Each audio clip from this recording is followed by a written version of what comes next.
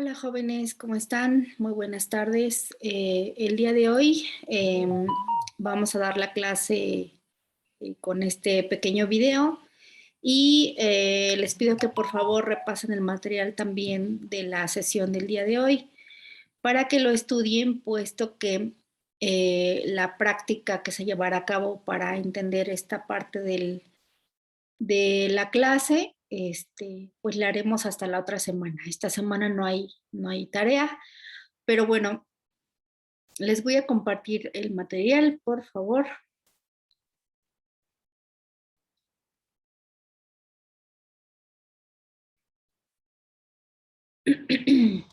Ok.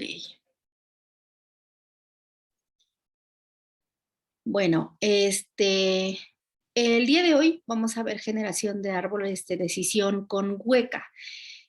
No voy a dar en sí la parte de hueca el día de hoy porque eso va a ser la práctica, pero quiero que veamos otro enfoque de cómo utilizar los árboles de decisión y eso es la clase de hoy. Entonces, vamos a ver el concepto formal de árboles de decisión, que no lo hemos visto como tal. Vamos a ver un pequeño ejemplo, cómo es que trabajan los algoritmos de árboles de decisión, como el ID3, que es un ejemplo clásico de este tipo de estructuras de representación del conocimiento, y un ejemplo práctico. El concepto de árboles de decisión en sí es aquel que está conformado de un conjunto de nodos y de un conjunto de aristas, que es muy parecido a la red semántica, pero que no es lo mismo. Típicamente estos árboles de decisión pues son binarios, a veces no, pero típicamente son binarios. Se cuenta con máximo 2 nodos hoja para cada nodo raíz y tiene sus niveles de profundidad, como ya hemos visto en las actividades del gato y en la actividad del crucigrama. Cada nodo hoja representa una solución diferente dependiendo de la entrada para cada conjunto de datos. Y cuando tenemos el nodo raíz, a partir de ese nodo vamos teniendo diferentes niveles. Y los últimos nodos son los que me dan la solución al problema, o bien los que me dan el nodo ganador en el caso de que se aplique a juegos.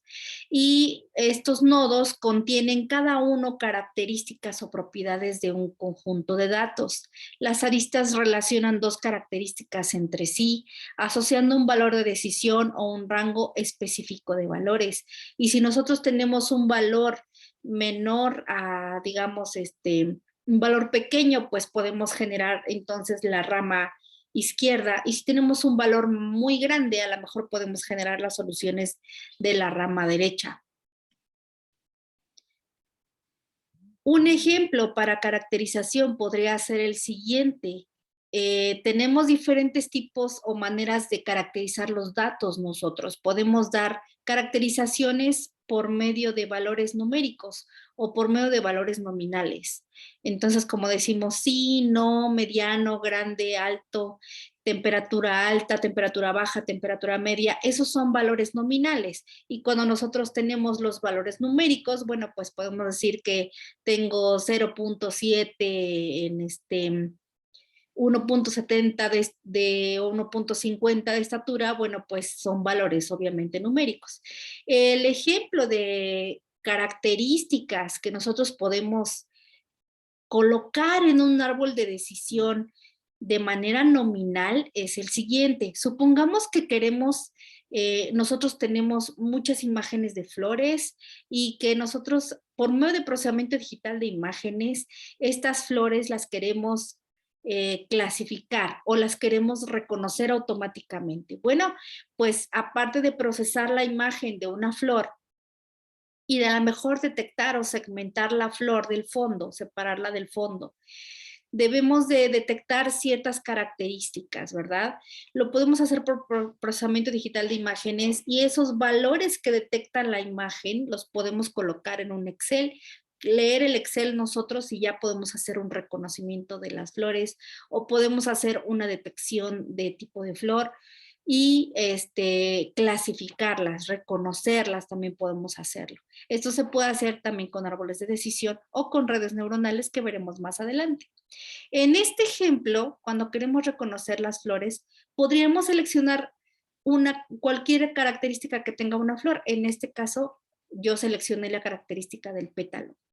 Si nosotros tenemos, por ejemplo, los pétalos de una flor, podemos decir que podemos dividirlos en pétalos grandes, a lo mejor, o pétalos chicos. Y los pétalos grandes, una vez que detectamos que tiene pétalos grandes, podríamos checar otra característica, a lo mejor el color, ¿verdad? Y si el color a lo mejor es rojo, pues a lo mejor nos vamos por un lado del árbol, y si, no, si es rosa, a lo mejor nos vamos por otro lado del árbol, y entonces vamos a determinar, de ahí podemos partir a otro tipo de color. Entonces, otra característica que puede ser es a lo mejor eh, el, el, este, mm,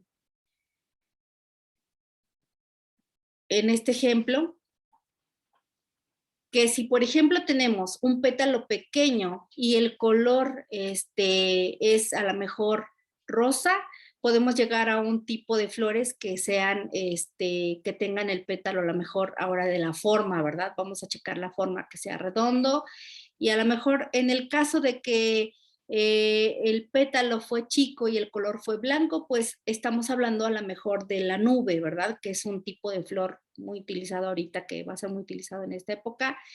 Pero si a lo mejor el pétalo era chico y el color del pétalo era rosa, bueno, pues tal vez sea ahora sea ver la forma del pétalo, y si el pétalo sí era redondo, pues tal vez estemos hablando de una hortensia, pero si no era redondo, tal vez estemos hablando de un geranio. Y entonces tenemos ya como que 4 soluciones en este árbol de decisión. Tenemos un pétalo o una flor que se reconoció como rosas rojas, una flor que se reconoció como hortensia, y otra flor que se reconoció como geranio, y otra flor que se reconoció como la nube.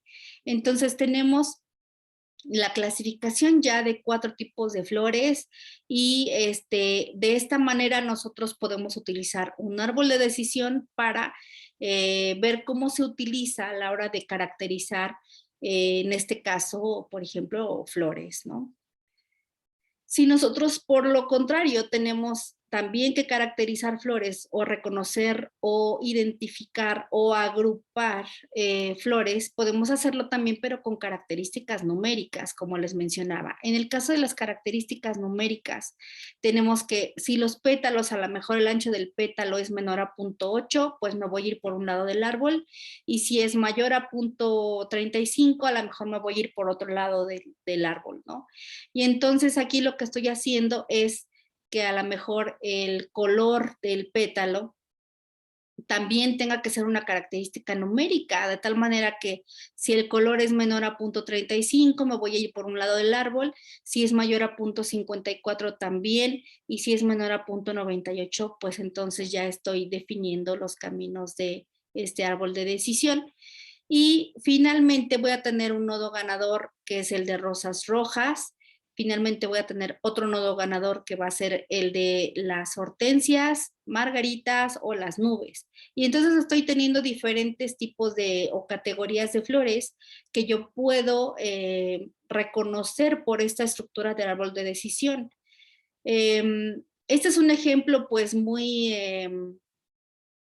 práctico, porque podemos imaginarnos cómo podríamos a lo mejor tener un procesamiento digital de imágenes previo a este vaciado de datos.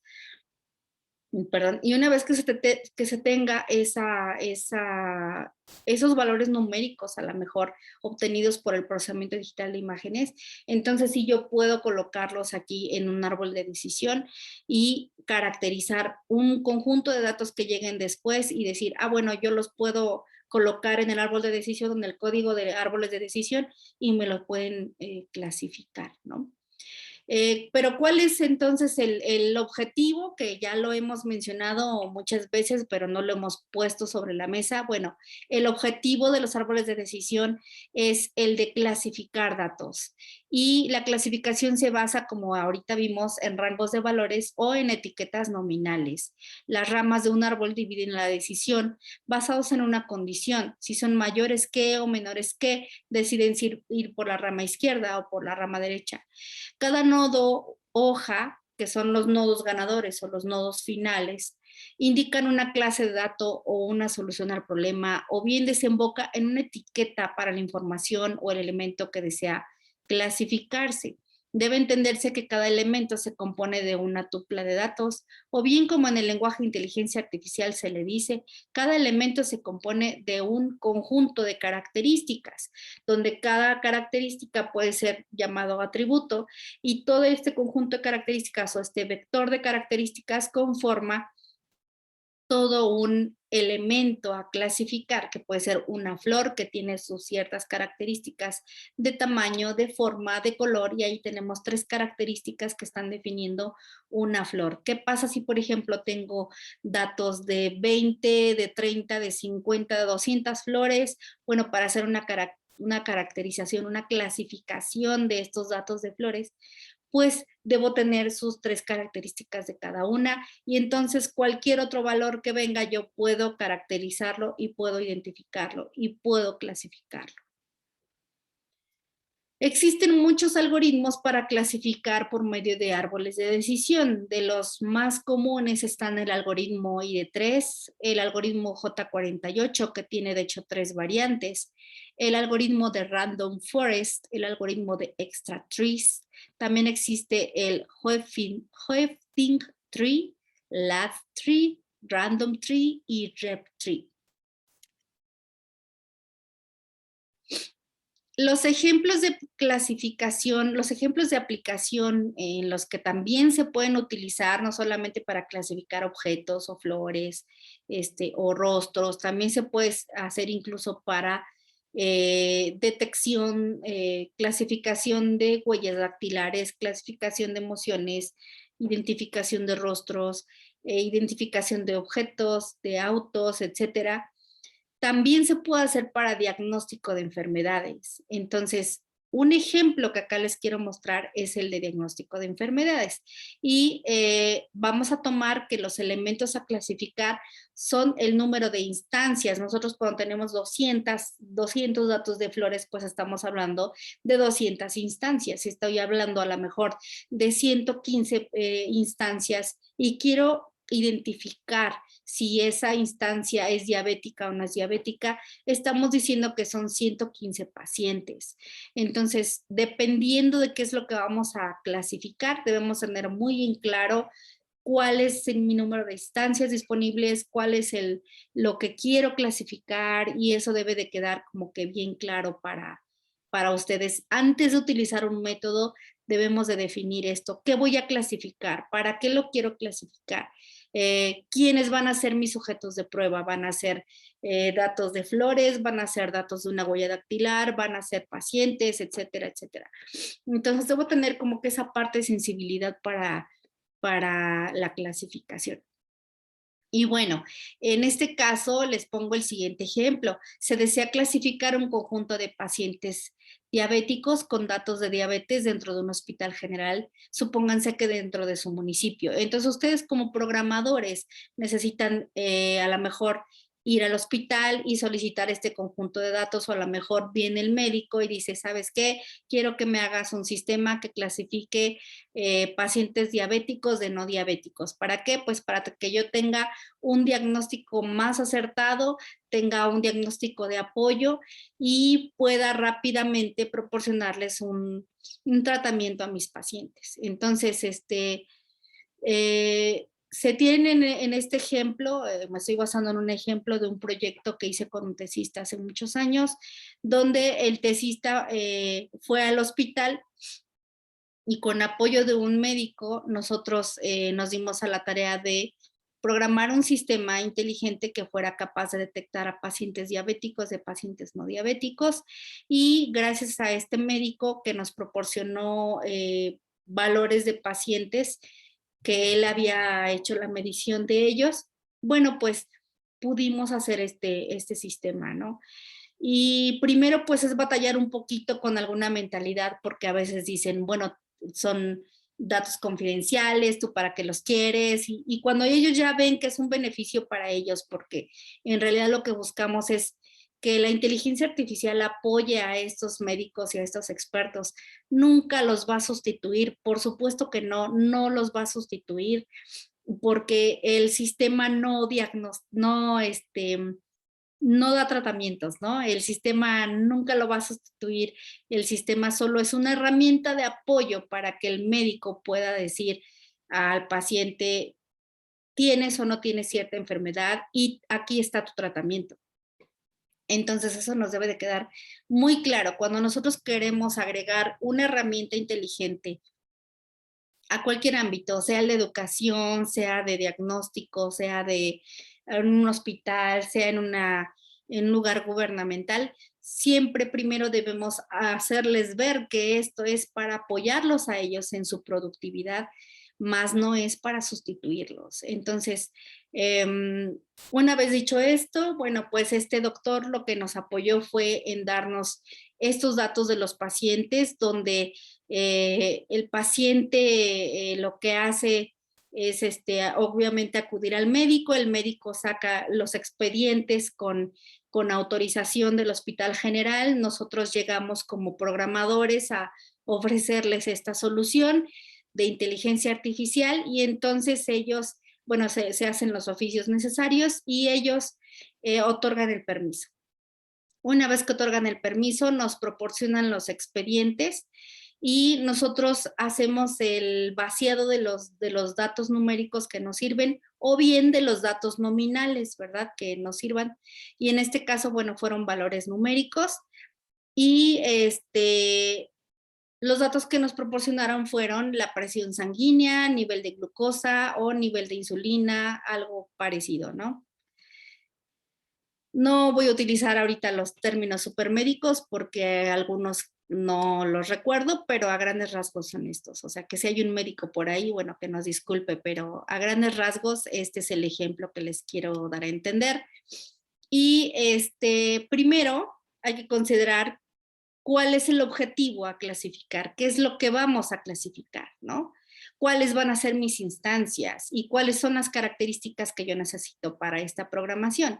Entonces, ¿cuál es el objetivo a clasificar? Bueno, pues es proveer un diagnóstico de diabetes o no diabetes. Ese es mi objetivo. Entonces, aquí estamos hablando de dos categorías, los que son diabéticos y los que no son diabéticos.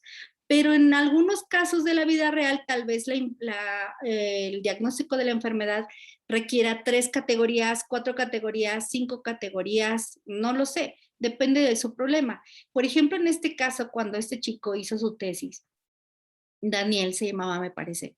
Él lo que hizo es, vamos a diagnosticar si hay pacientes diabéticos o no diabéticos, pero resulta que nos dieron tanta información en ese momento que pudimos hacer diagnóstico de diabetes tipo 1, tipo 2 y pudimos hacer diagnóstico de gente con pancreatitis y de gente con insuficiencia renal, con todos los datos que nos proporcionaron. Entonces, no lo esperábamos y fue como que una ganancia para nosotros porque el sistema estuvo más completo.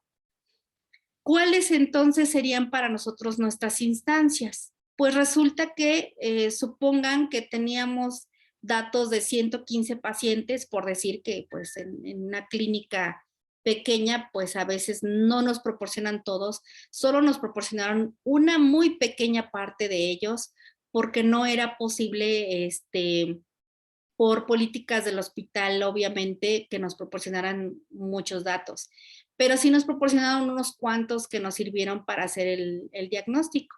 Entonces, no nos daban nombres, pero nos proporcionaban estos valores y de esta manera podríamos hacer este sistema inteligente. Ahora, observamos que dentro de los expedientes, las características que nosotros podíamos censar rápidamente era presión sanguínea, nivel de glucosa y nivel de insulina, por decirlo de alguna manera. Supongamos que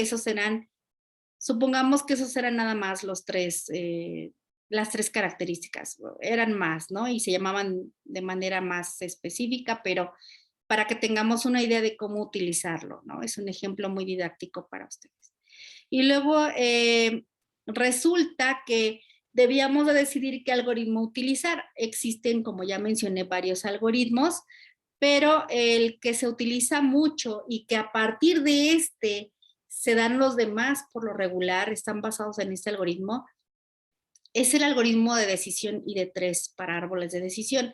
El algoritmo ID3 tiene como objetivos los siguientes. Se hacen cálculos de entropías y de ganancias, ¿de acuerdo? Y aquí dice, calcular la máxima entropía dentro de los atributos, que son, los atributos son las características a clasificar, calcular la máxima ganancia de clasificación a partir de los atributos también.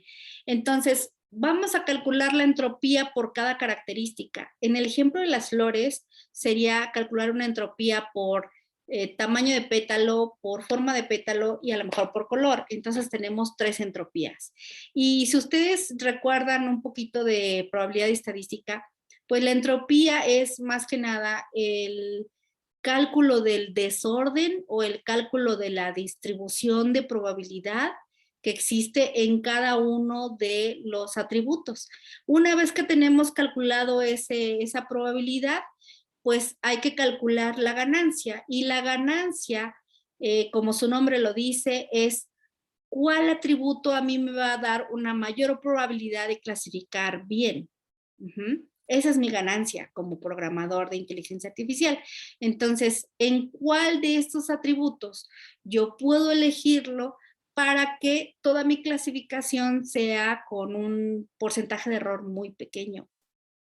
Entonces, en esta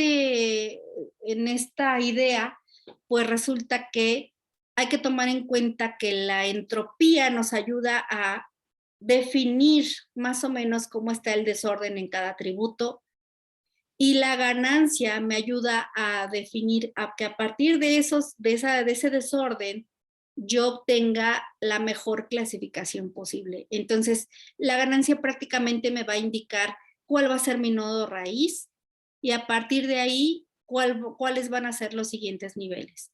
El nodo raíz, es decir, el mejor atributo que me va a dar la mejor clasificación. Y el siguiente nivel me va a decir cuál es el siguiente atributo que me va a dar la mejor clasificación en ese orden, en prioridad, ¿verdad? Entonces, si por ejemplo yo obtengo una mejor clasificación en el caso de las flores, tomando un atributo que es el de forma, pues lo voy a poner hasta arriba. Y si el segundo atributo en desorden resulta ser, o en ganancia, resulta ser, a lo mejor el color, pues me lo va a calcular en el segundo nivel. Y así voy a ir armando el árbol a través de ID3. Entonces, eso es lo que aquí les menciono.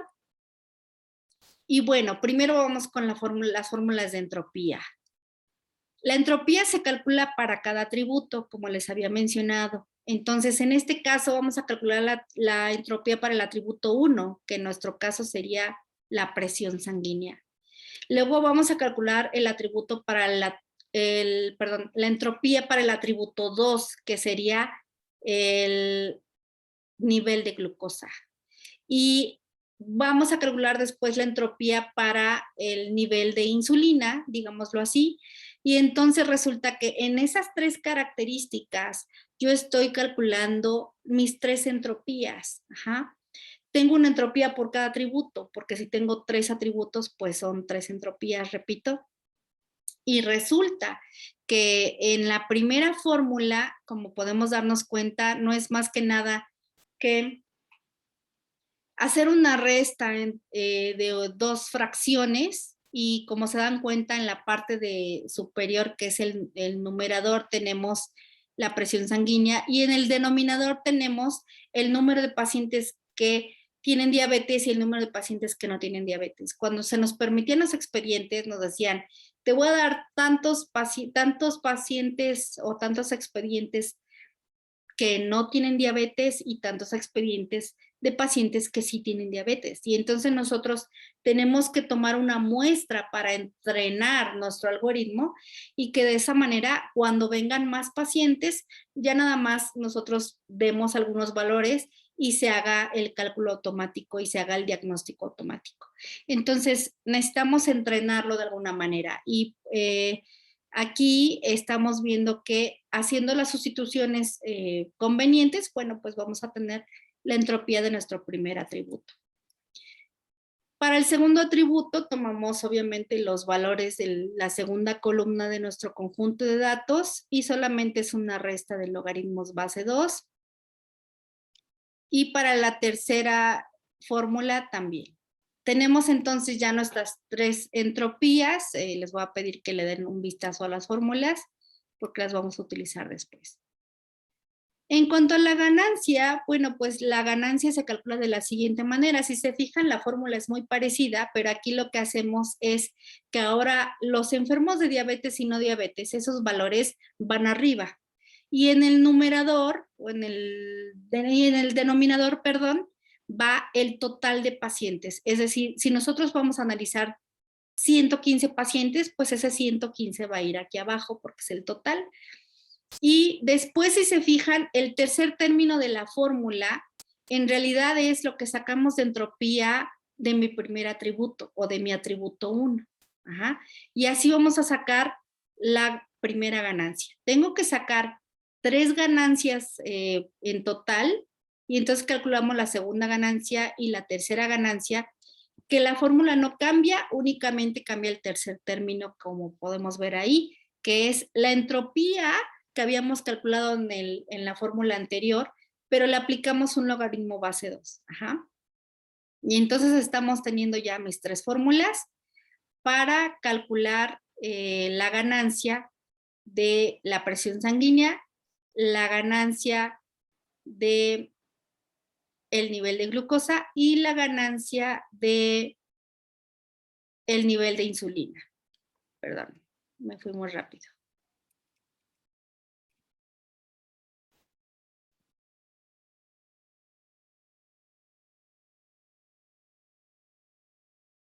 Entonces, como podemos observar, las fórmulas no son complicadas, solamente hay que sustituir dependiendo del avance y el número de atributos. Obviamente, entre más atributos tenemos, pues más fórmulas tenemos que hacer y más entropías y más ganancias vamos a tener que calcular. Y se hace la sustitución para saber cuál es el atributo que tiene la mayor ganancia. Aquí el atributo que tenga la mayor ganancia, si resulta ser presión sanguínea, pues a lo mejor presión sanguínea va a ir hasta arriba. Pero si resulta ser nivel de insulina, a lo mejor nivel de insulina va a tener que ir arriba en la estructura del árbol y dependiendo de cuál va a ser menor o mayor, obviamente se pone en orden ascendente, en orden descendente y entonces vamos teniendo nuestra estructura de árbol. Tenemos aquí un ejemplo entonces de los valores de una tabla en sí, cómo sería con valores numéricos, ¿verdad?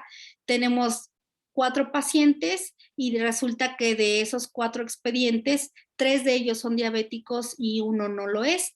Entonces tenemos aquí que la presión sanguínea va de 0 a 1, el nivel de glucosa también y el nivel de insulina también.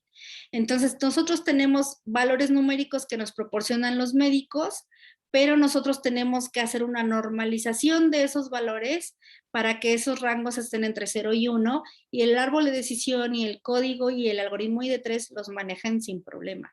Si nosotros no hacemos esa normalización, entonces no va a funcionar nuestro algoritmo. Casi todos los algoritmos de inteligencia artificial tienen un paso de normalización y es pasar, simplemente usar una regla de 3 y pasar los valores de 0 a 1. Entonces aquí tenemos, por ejemplo, nuestros valores numéricos y aquí también tenemos un ejemplo, pero para valores nominales. Y como nos podemos dar cuenta, pues estamos manejando valores altos, bajos, algunos ejemplos pueden ser de valores medios y esto también se puede aplicar incluso a lógica difusa, porque en lógica difusa se utilizan, de hecho, mucho los valores también nominales. Y estamos teniendo aquí ambos ejemplos. Entonces, de cualquier problema que ustedes deseen clasificar, pueden censar una muestra pequeña de datos con valores numéricos o valores nominales y se puede hacer la clasificación en ambos casos. De hecho, Weka permite ambos casos. Cuando ustedes colocan un Excel con datos nominales, también los lee sin problema. Y bueno, ¿cuáles son las conclusiones de esta parte? Pues que hay que entender el problema que se desea resolver, porque a veces ya estamos metiendo los datos al algoritmo, ya estamos metiendo los datos en nuestro Excel y no sabemos ni lo que es, ni lo que queremos clasificar. Entonces, ¿qué queremos clasificar? Hay que tenerlo bien claro al principio, ¿no? Pacientes diabéticos y no diabéticos, o a lo mejor también pacientes que tienen insuficiencia renal o pacientes que tienen a lo mejor datos de síntomas de pancreatitis. Entonces, eso lo debemos tener bien claro al principio, porque este ejemplo muestra solamente dos grupos, ¿verdad? Pero a veces queremos clasificar 4, 5 o 6 grupos más. Bueno, pues es entonces cuando el árbol de decisión a lo mejor ya no genera 2 ramas, ya genera 4 ramas. ¿Por qué? Porque son 4 categorías, etcétera. Depende mucho de los datos, depende mucho del problema. Bueno, ¿qué otra cosa? Hay que establecer el objetivo de aplicar árboles de decisión, ¿de acuerdo? Clasificar siempre, agrupar, reconocer, identificar, es lo que debemos de definir porque no es lo mismo. Y localizar el número de instancias de las que se dispone, es decir, nuestra muestra de datos, ¿verdad? ¿Cuántos datos vamos a disponer? Al inicio, cuando se hizo el trabajo de lo de la detección de la diabetes, no sabíamos de cuántos pacientes o de cuántos expedientes íbamos a disponer nosotros. Entonces, es al conjunto de datos de la muestra que nos puedan proporcionar. Y luego ya hay otros métodos para generar datos sintéticos, pero de entrada necesitamos la muestra de datos reales. Y luego identificar cuántas y cuáles son las características, atributos, y si son nominales o si son numéricos, porque algunos atributos pues vienen de manera nominal y nosotros tenemos que trasladarlos a numéricos o decidir que definitivamente todos nuestros datos van a ser de un tipo o del otro. No podemos mezclarlos, debemos de definir.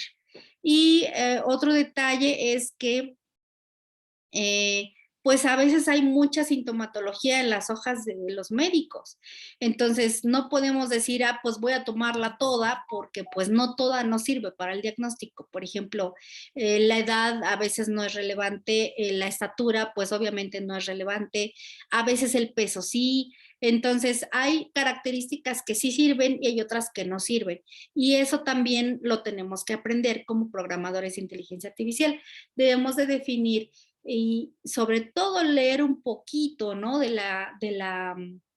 Pues de la enfermedad que nosotros queremos detectar con inteligencia artificial, debemos de meternos un poquito al tema, debemos de aprender un poco del tema para entender lo que el experto médico nos está indicando y cómo el experto quiere que se programe esta solución de inteligencia artificial y que nosotros no tengamos errores en la implementación. Entonces, esto es bien, bien importante, ¿no? Siempre el experto médico tiene que asesorarnos, no lo podemos hacer sin el experto.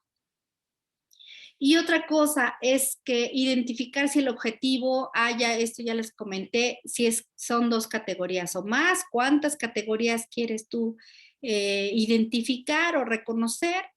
Hay que analizar también que si los datos son insuficientes, entonces probablemente no requieres un método inteligente. Si tienes si tienes datos muy pequeños, bueno, pues a lo mejor no requieres un dato inteligente, ¿verdad? No requieres un método inteligente, perdón. Requieres, a lo mejor solo hacer una consulta a una base de datos y se acabó. ¿Por qué? Pues porque a lo mejor nada más diagnostico 2 o 3 pacientes y ya. Pero cuando estamos hablando, por ejemplo, en época de pandemia, ¿no? Que mucha gente ya acudió a su clínica por diferentes enfermedades y todos los días, ¿no? En cualquier clínica y en cualquier hospital de Tlaxcala, de Apizaco, donde vivan, pues siempre hay mucha gente que atender. Atienden, pues yo creo que en promedio unas 10 o 20 personas en un turno y otras 30 en el otro turno y así todos los días. Entonces estamos hablando de que son cientos de personas que hay que diagnosticar a la semana. Y este tipo de herramientas ayudan mucho a los médicos porque pueden atender de manera más eficiente y más rápida a los pacientes. Y bueno, otra cosa que hay que recordar es que si los datos no tienen una lógica discernible para nosotros ni para el experto, por muy inteligente que sea el algoritmo, pues no va a servir. Entonces nosotros requerimos entender muy bien y a conciencia cada uno de los datos que estamos infiriendo a nuestro árbol de decisión.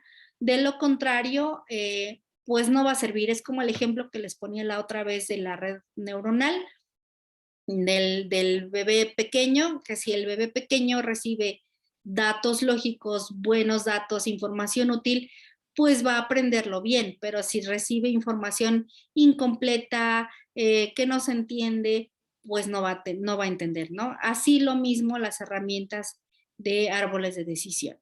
Y bueno, siempre hay que asesorarse de un médico experto para este tipo de aplicación donde queremos diagnosticar enfermedades y para este ejemplo en particular y para ejemplos a veces también de otro tipo que requieran el aval de un experto, porque de lo contrario lo que nosotros programemos pues no les va a servir, no le va a servir a nadie. Necesitamos que un experto nos lo avale para que eventualmente a lo mejor, pues si este sistema sirvió a un hospital, le sirva a otros hospitales y esto sea en pro de la mejora del sistema de salud, que se puede incidir obviamente en una infinidad de campos, pues sí, sí es cierto, pero siempre siempre yendo de la mano del experto. Y bueno, esta fue la clase del día de hoy. Espero que hayan aprendido un poquillo más acerca de los árboles de decisión. La próxima semana vamos a ver cómo utilizar este ejemplo bajo Weka, cómo hacer la clasificación de los datos y estudien por favor la clase que ya está en plataforma, analicen las fórmulas y nos vemos la próxima semana. Bonito viernes, saludos.